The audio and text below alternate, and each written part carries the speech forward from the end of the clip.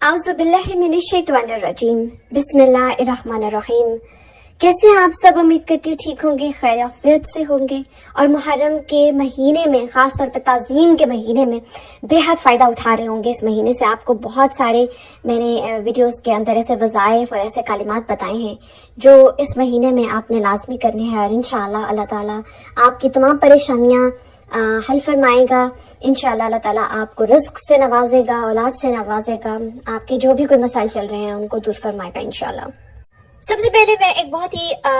Important question का जो है वो जवाब दे दूं। वो ये है कि ये मुझसे पूछा गया था, इंस्टाग्राम पे मैसेज आया था, तो इसका जवाब मैं अभी दे देती हूँ। बहुत ही टेक्निकल क्वेश्चन है, सो इसका जवाब देना वीडियो में बनता है। क्वेश्चन ये था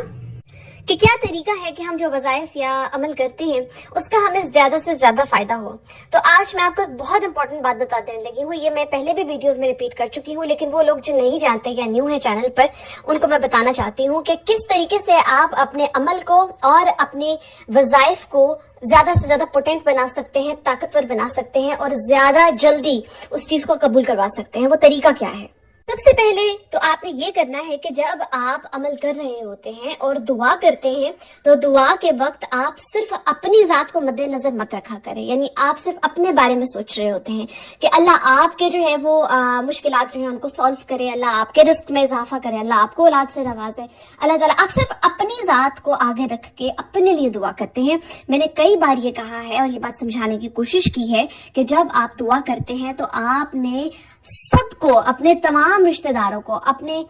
तमाम दोस्तों को, अहबाब को, अजीज़ो अकारब को और उम्मत मुसलमा को भी अपने साथ, अपने जहन में रखना है और सबके लिए दुआ करनी है।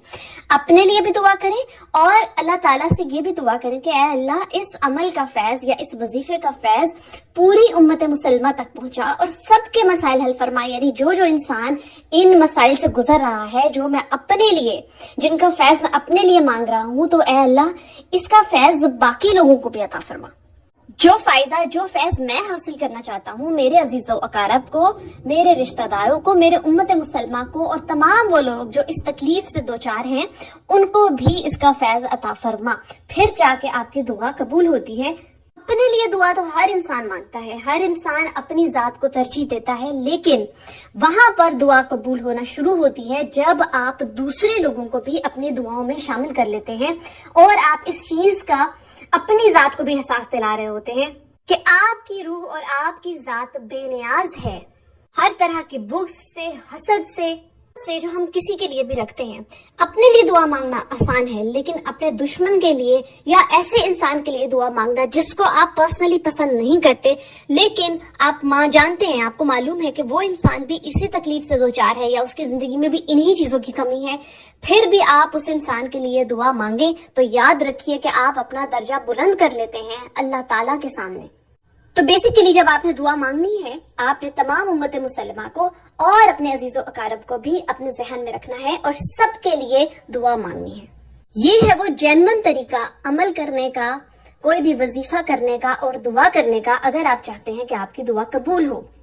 मेरा ख्याल है कि मैंने बहुत डिटेल में आपके इस क्वेश्चन का आंसर कर दिया है और अब आप लोग बहुत अच्छे तरीके से जानते हैं कि अपनी दुआओं को, अपने अमल को, अपने वजीफे को पोटेंट बनाने के लिए आपको क्या करना होगा। अब बात करते हैं उस अमल की जो आज इस वीडियो में मैं आपको बताने लगी हूँ। बहुत खास, बहुत अच्छा अमल है, इस पर पहले भी मैं वीडियो बना चुकी हूँ, लेकिन आज ये जो वीडियो है ये खास तौर पर उन लोगों के लिए बनाई जा रही है जो मेरे चैनल पर न्यू है। मैं चाहती हूँ कि वो लोग भी इस अमल से फैज हासिल करें। बिस्मिल्लाहिर्रहमानिर्रहीम।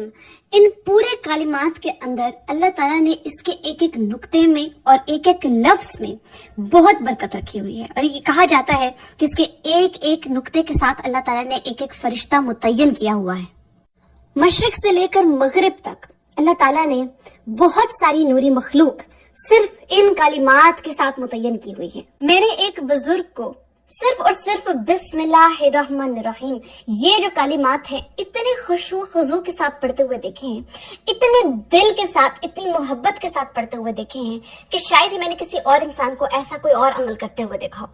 और वो इंसान जो सिर्फ बिस्मिल्लाहिर्रहमानिर्रहीम इन अल्फाज की तस्बीह करता है, अल्लाह ताला कई 100 फरिश्तों को उस इंसान के ऊपर मुतय्यन कर देता है कि वो उसकी दुआ सुने, उस दुआ को अल्लाह ताला तक पहुंचाए, उसकी हर दुआ के एक एक लफ्ज पर आमीन कहें। میں یہ بات واضح کر دوں کہ جب آپ کوئی دعا کرنے لگتے ہیں، جب آپ اللہ کا کوئی کلام پڑھنے لگتے ہیں، اگر آپ اس سے پہلے بسم اللہ الرحمن الرحیم اس کی ایک تسبیح کر لیں یا 313 مرتبہ بسم اللہ الرحمن الرحیم پڑھ کر وہ دعا کر لیں، یا وہ کلمہ آگے جو آپ پڑھنے لگے ہیں وہ پڑھ لیں، یا کوئی آیت یا سورت پڑھنے لگے ہیں، تو یاد رکھیے کہ اللہ تعالیٰ کائنات کے کئی سو فرشتوں کو آپ کی طرف متوجہ کر دے گا اور وہ آپ کی دعا سنیں گے، اس دعا کو اللہ تعالیٰ تک پہنچائیں گے اور انشاءاللہ آپ کی وہ دعا قبول ہوگی۔ اور جب آپ تسبیح پڑھ کر بسم اللہ الرحمن الرحیم کی تسبیح پڑھ کر چاہے 313 مرتبہ پڑھ لیں یا 100 مرتبہ پڑھ لیں،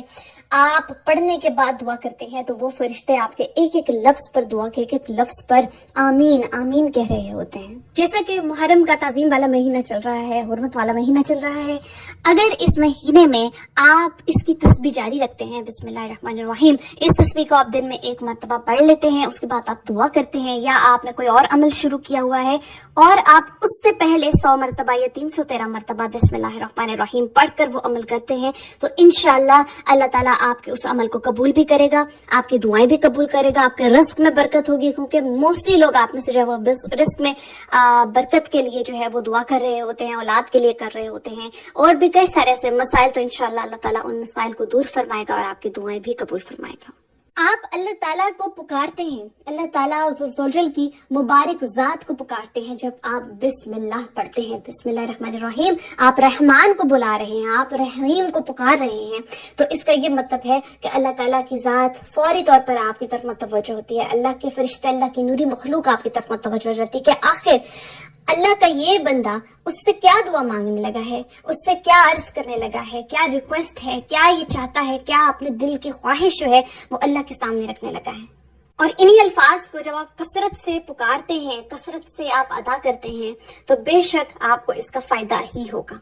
کیونکہ اللہ تعالیٰ پکارتا ہے جواب دینے والا ہے۔ اللہ تعالیٰ کہتا ہے کہ مجھے پکارو، میں تمہاری بات کا جواب دوں گا۔ وہ جواب کن صورتوں میں ہوتا ہے؟ وہ جواب ان صورتوں میں ہوتا ہے کہ اللہ آپ کی دعا قبول کرتا ہے، یا اللہ تعالیٰ آپ کو ایسے پازیٹیو سائنز دکھاتا ہے جن سے آپ کے مسائل حل ہو رہے ہیں، یا آپ کے دل میں سکون اتر رہا ہے، آپ کی زندگی میں پازیٹیوٹی،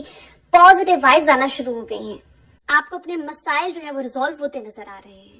تو یہ وہ جوابات ہیں جو اللہ تعالیٰ آپ کے کلمات اور خاص طور پر بسم اللہ الرحمن الرحیم کے جواب میں آپ کو دیتا ہے، اس سے آپ کو سرخرو کرتا ہے، اور اس سب کے بعد قلبی سکون گارنٹیڈ ہے، یعنی اللہ کی طرف سے جو سکون آپ کے دل میں اترے گا وہ گارنٹیڈ ہے۔ پرانے وقتوں کی جو عورتیں تھیں، جو مرد حضرات تھے، وہ ہر کام کرنے سے پہلے، ایون صبح سو کر بھی اٹھتے تھے تو سب سے پہلی جو چیز وہ اپنی زبان سے ادا کرتے تھے وہ بسم اللہ الرحمن الرحیم کے کلمات تھے۔